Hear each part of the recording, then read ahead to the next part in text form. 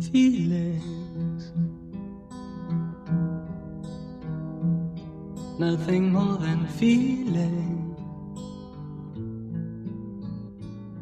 trying to forget my Joey and Norma were married on July 3rd, 1976. feelings of love. Yeah, we had a big wedding, a big bridal party, and it was a great time of celebration. And we had a great reception, and then we went on our honeymoon to a place called the Pocono Garden Lodge up in the Pocono Mountains in Pennsylvania. We used the money that they gave us as gifts, and we stayed there for 8 days. And it was like heaven on earth. And then we came back, and we came back to live in Brooklyn in her mother's house. 1 year later, Joey and Norma had their first child. And we named her Alana Sarah. And the name Alana is a Hawaiian name, and it means a gift from God. And Sarah means princess. And that's what Alana is. Norma and Joey then prayed for a son, and the Lord answered their prayers. And we named him Joshua Joseph. And I'm so grateful to my son. He's a promise. He's the promised son to Norma and I. Jesus Christ, our only plea. Father, we adore Thee.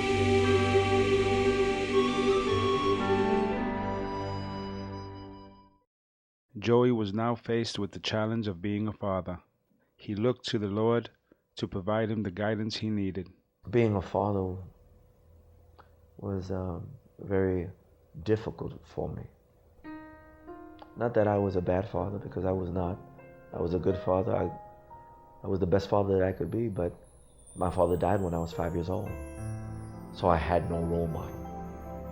I had no role model in what a father's supposed to be. And so I took my children on vacation. I took them to school. I picked them up. I prayed with them. I took them to the recording studio when I was singing with the gospel band, and I took them to church with me, and everywhere I went, I did that. I took them to Coney Island, put them on all the rides. I did all the things that a father is supposed to do with his children, and helping them with their homework and doing all of that. But I'm sure I could have done a better job if I had a role model, an earthly role model, and I didn't, because my dad died when I was 5. So my role model became Jesus Christ. So what I did is I poured the life of Jesus Christ into my children, morning, noon, and night. With Norma by his side, Joey was living a life deeply rooted in his little church. As assistant pastor, he devoted himself to the people of the Lower East Side. He even went back to preach in his old gang's clubhouse. But soon he will feel a calling to serve the Lord in a different way. I had heard stories of missionaries, who went out on the field to promote the gospel. And so I had heard about this boat that was going to go all over the Caribbean and park on the docks and distribute Bibles and preach right from the boat onto the docks. And so I said, I want to do that. And the name of the boat was called the Morning Star.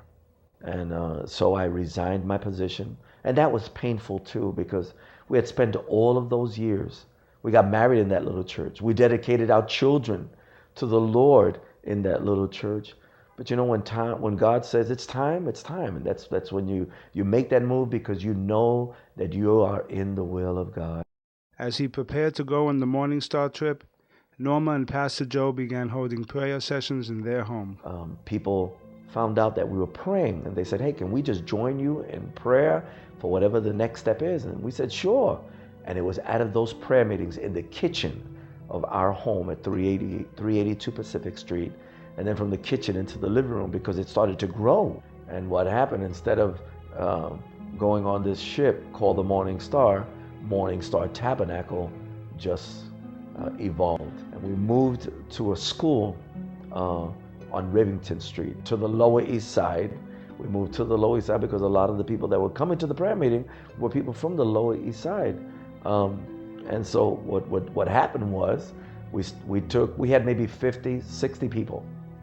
And and in the basement, it was a packed house. And I was preaching like I was Billy Graham.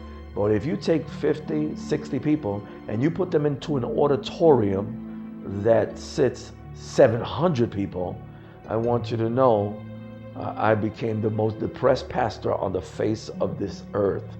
And what comforted me, what I used to comfort myself with all of the time, was that with every seat, every empty seat, with every empty seat that was in that auditorium, there was an angel that was sitting down. For over 10 years, the ever-growing church moved from location to location.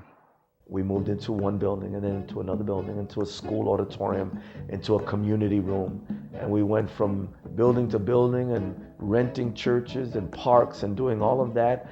It was 7 moves. We moved 7 times before we bought what was once known as a nightclub called The World. In what some would say was a minor miracle, Pastor Joe and his little church managed to raise the money needed to buy the building. We bought the building for $650,000. I gave him, I think it was either 30 or 40,000 down.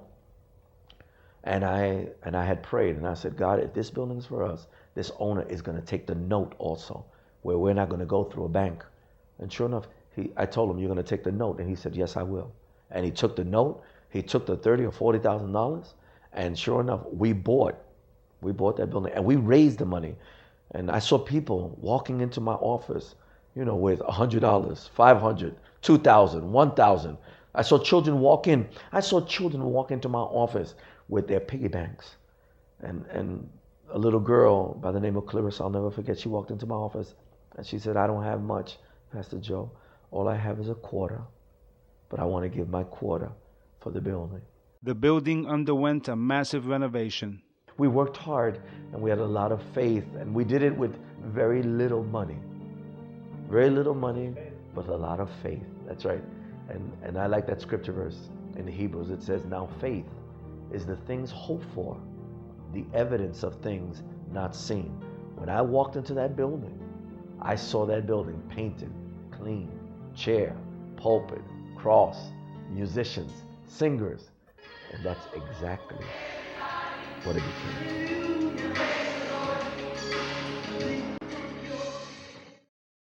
In April of 1992, Morning Star Tabernacle finally had a permanent home. It was the culmination of a journey that Pastor Joe began the night he gave his life to Jesus. He was ready to continue in his walk. We were pastoring, traveling around the country, raising our children.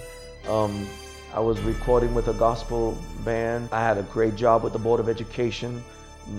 Norma was raising the children and she was a teacher of God's Word, a student and a teacher of God's Word.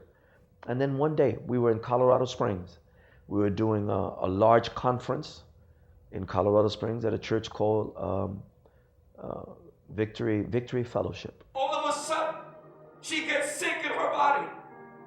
And that triggered a journey of 5 years of surgery and a lot of rebellion and running away and on and believing God and years of chemotherapy and on. I can't take the time to tell you. But I want you to understand, our world came apart. I was numb because I did not believe that this would ever happen. Not to me, not to Norma. Norma was a great girl. She was a good girl. You know what? Norma and I, we never lost faith. We trusted the Lord with our life. And when we dedicated our lives to the Lord, if we lived, we were going to live for Him. And if we die, then we were going to die and be with Him. And so live or die, we had made a commitment. We were going to go with the Lord all the way. I'm just being carried through this by your prayers and the Lord. The Lord is carrying me, and I know He's carrying me because when I go to church, as Brooklyn's have, I've had a lot of people come over, women that have been through this or worse, to encourage me and to pray for me. And so I know that it's God that is doing this because I know in and of myself, I don't have the energy or the strength to go through this without falling apart every couple of hours when I think about it. The strain of Norma's illness would force the family to make a painful choice in their life. We resigned our position to join the pastoral staff of the Brooklyn Tabernacle. There were 6 pastors on staff with a senior pastor, and so it was closer to home. The demands weren't as great. But I could tell you this, when I resigned my position as pastor at Morning Star Tabernacle, turned the church over to my associate, I want you to know we left 500 people in that church. So the church that started with 4 grew to 500. Even as her illness weakened her body, her spiritual devotion to the Lord never diminished. She never stopped. When she had her strength, she would preach, teach, read, encourage, visit people. I remember one day when she had told me, don't pray for me anymore because I want to go home. Tell the people not to pray because I want to go home to be with Jesus. Maybe 2,000 people at her funeral. And at her funeral, people gave their life to Jesus Christ. Turning around experiences. In chains, but you're still in control. In jail, you're still in control. Sick, you're still in control. Financial situation, you haven't lost your position on your throne. You are the same yesterday, today, and forever. You do not change. Hallelujah.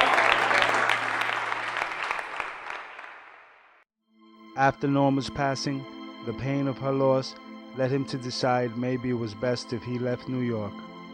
At the urging of his sisters, who had relocated to Tampa, Florida, Pastor Joe and Joshua made the move. It wasn't long before he was pastoring in a new church, but life in Tampa was very different from New York, and he found it difficult to adjust. I was born and raised on the Lower East Side of Manhattan, born and raised in New York City. Life in Florida is a little bit different. Different meaning it was slow, it was hot. I was not used to, it was a culture shock really for me. For me, it was a beautiful place to visit. It was a whole nother story living there. As if the Lord was telling him to come back home, Pastor Joe received a call from an old friend. I went out for lunch, I went out for a prayer walk. I come back and taped on my door, there was a message. And it said, Richard Del Rio from New York City called, and the telephone number was there. And so I know Pastor Rick Del Rio from 25 years ago. We ministered together. And out of nowhere, he called me and he said, Joe, what are you doing in Florida? I said, well, my wife had passed away and I came here to be with my family and to regroup, and I've joined the pastoral staff of New Life Christian Center. And so he said, Joe, I'm pastoring a church here on the Lower East Side called Abounding Grace Christian Center. We're meeting in the living room of the building that I live in. He said, and people are always asking about you. Where's Pastor Joe? Where did he go? And people have walked into the building. They're always asking for Pastor Joe. Where's Pastor Joe? And so he said, I was painting this apartment, and I believe that God spoke to me. And God told me to call you and to tell you to come back to New York City, and that we would pastor together, and that we would make an impact on the Lower East Side of Manhattan. And we can join forces together, 2 pastors, better than one, coming together to do something glorious on the Lower East Side of Manhattan. And he said, and that's why I'm calling you. I'm calling you and being obedient to God. God told me to call you. And he says, and the question that I have for you, Joe, he said this, there are people on the Lower East Side, people that you love, family and friends, people that you prayed for, people that you led to the Lord. And many of the people on the Lower East Side, the neighborhood that you grew up in, they're dying and they're going to hell. And what are you going to tell Jesus? And the minute he said that, I knew that was the word of the Lord. That word touched my heart. And that was the confirming word that I needed to come back to New York City.